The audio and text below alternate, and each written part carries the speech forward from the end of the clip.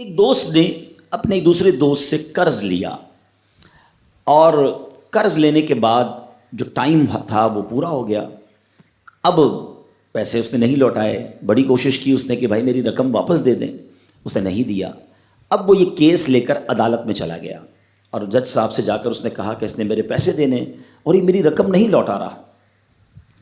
تو جج صاحب نے کہا کہ تمہارے پاس 30 دن ہیں, ودن 30 days تم نے اس کے پیسے واپس لوٹانے ہیں ورنہ پھر تمہارے خلاف فیصلہ ہو جائے گا.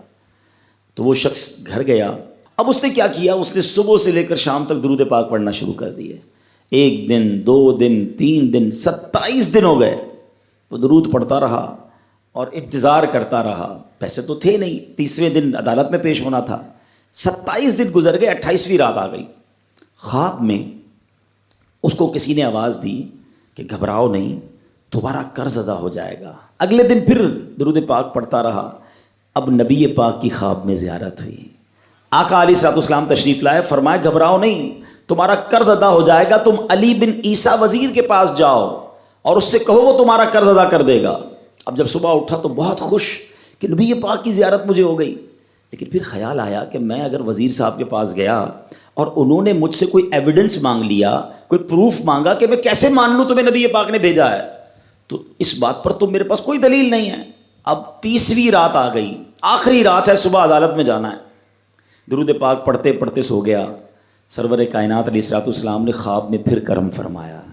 فرمایا علی بن عیسیٰ وزیر کے پاس جاؤ, وہ تمہارا قرض ادا کر دے گا. کہ حضور میں چلا تو جاتا, مگر اگر وہ مجھ سے یہ کوئی پروف مانگتا, کوئی ایویڈنس مانگتا تو میں کیا جواب دیتا.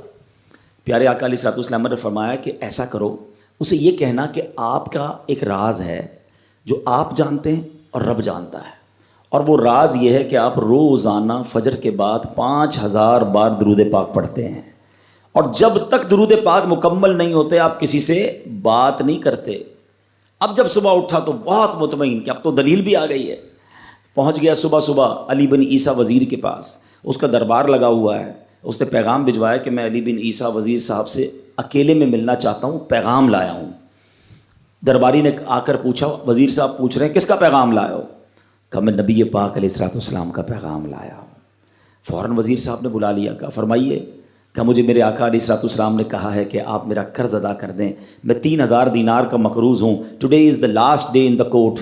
آج مجھے کورٹ میں پیش ہونا ہے. اگر آج میں نے اپنا قرض ادا نہ کیا تو مجھے جو ہے وہ سزا ہو سکتی ہے. علی بن عیسیٰ کہتا ہے میں بالکل آپ کا قرض تو ادا کر سکتا ہوں, مگر مجھے کیسے پتہ چلے, کوئی دلیل ہے, کوئی پروف ہے کہ آپ کو نبی پاک علیہ الصلوۃ والسلام نے بھیجا ہے؟ کہتا ہے ہاں, خالی ہاتھ نہیں آیا, آقا نے دلیل بھی عطا فرمائی ہے. اچھا بتائیے کیا دلیل ہے؟ کا دلیل یہ ہے کہ آپ کا ایک راز ہے جو صرف آپ جانتے ہیں اور آپ کا رب جانتا ہے. 5000 ٹائمز ڈیلی آپ درود پاک پڑھتے ہیں فجر کے بعد, اور جب تک یہ درود پورے نہیں ہوتے آپ کسی سے بات نہیں کرتے. آپ ذرا پہلے تھوڑی دیر کے لیے امیجن کریں کہ جو وزیر 5000 بار روز درود پڑھتا ہوگا وہ عاشق رسول کیسا ہوگا.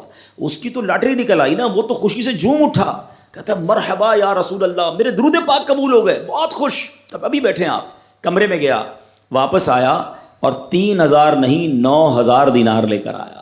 کہتے 3000 تو نبی پاک کا حکم, مرحبا یا رسول اللہ, 3000 اور لیجئے, آپ نے اتنی اچھی خبر مجھے سنائی, اتنا پیارا خواب سنایا, آپ کے قدم میرے گھر تک آئے, اور 3000 مزید لے جائیے, اس سے اپنے بچوں کے لیے کوئی کاروبار شروع کیجئے, اور ایک وعدہ بھی کیجئے, زندگی میں آئندہ جب بھی آپ کو کوئی ضرورت پڑے گی نا, آپ میرے پاس آئیں گے, میں آپ کا بھائی ہوں.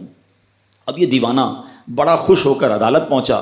اچھا everybody expecting over there, سب یہ سوچ رہے تھے کہ یہ اس نے آج گرفتار ہی ہونا ہے, کیونکہ تھا ہی کچھ نہیں اس کے پاس, پہلے ہی کہہ دیا تھا کہ میں کولیپس ہو گیا ہوں. اب عدالت میں جاتے ہی اس نے 3000 دینار جج صاحب کو دے دیے کہ صاحب اس کا میرا قرضہ ادا کر دیں, میں جو ہے وہ اپنے قرضے سے بری ہونا چاہتا ہوں. جج صاحب ہوتے ہیں, انہوں نے کہا قرضہ تو ادا کر دیں گے, پہلے بتاؤ پیسے لائے کدھر سے ہو؟ تم تو کہتے تھے پیسے نہیں تھے تمہارے پاس, اتنی بڑی رقم کیسے انتظام کی؟ اب بھری عدالت میں گویا اس نے زبان حال سے یہ کہا کہ اتنا دیا سرکار نے مجھ کو, اتنی میری اوقات نہیں، یہ تو کرم ہے ان کا، ورنہ مجھ میں تو ایسی بات نہیں۔ اب اس نے بھری عدالت میں پورا واقعہ سنایا کہ میں نے تو کچھ نہیں کیا، آقا خواب میں تشریف لائے، میں وزیر صاحب کے پاس گیا، انہوں نے یہ پیسے دیے۔ سنو اس زمانے کے جج بھی کیسے ہوتے تھے، وہ جج دوران عدالت اپنے کرسی سے اٹھ کر کمرے میں چلا گیا، تھوڑی دیر بعد جج صاحب واپس آئے اور 3000 دینار اس کے ہاتھ میں دیتے ہیں۔ کیا سارا ثواب علی بن عیسیٰ لے جائے گا؟ میں بھی تو آقا کا امتی ہوں، تمہارا قرضہ میں ادا کرتا ہوں۔ اچھا، اب جس نے کیس کیا تھا، سبحان اللہ، کیا ماحول تھا، کیا انداز تھا، کیا دل تھے، وہ بھی تو دیکھ رہا ہے، کہتا ہے میں بھی تو آقا کا امتی ہوں، رکے ذرا، کاغذ قلم دیجئے، بندے کو میں قرضہ ہی معاف کر دیتا ہوں۔ اچھا، قرضہ ہو گیا معاف۔ اب جو 3000 جج صاحب نے دیے تھے، وہ بندہ کہتا ہے جج صاحب ہوں واپس لے لو، میرا تو قرضہ ہی ادا ہو گیا۔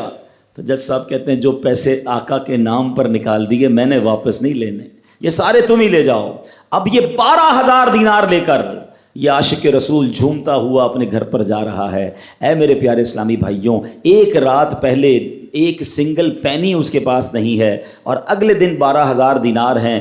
درود پاک وہ وظیفہ ہے جو دل سے پڑھا جائے تو سبحان اللہ یہ مصیبتوں کو ٹالنے والا وظیفہ ہے، یہ پریشانیوں کو دور کرنے والا وظیفہ ہے۔ اور یہ میں نہیں کہہ رہا، خود سرور کائنات علیہ الصلوۃ والسلام کی حدیث ہے جس کا مضمون ہے کہ جو پریشانیوں میں ہو، جو مصیبتوں میں ہو، اس کو چاہیے کہ مجھ پر درود پڑھے، کہ درود پریشانیوں کو لے جاتا ہے، مصیبتوں کو لے جاتا ہے۔ ایک شاعر نے کیا خوب لکھا ہے، اور واقعی حق لکھا ہے، ہر درد کی دوا ہے صلی علی محمد، ہر درد کی دوا ہے صلی علی محمد، تعویذ ہر بلا ہے صلی علی محمد۔ تو ہمیں چاہیے، خاص طور پہ ربیع الاول کا مہینہ ہے، کثرت سے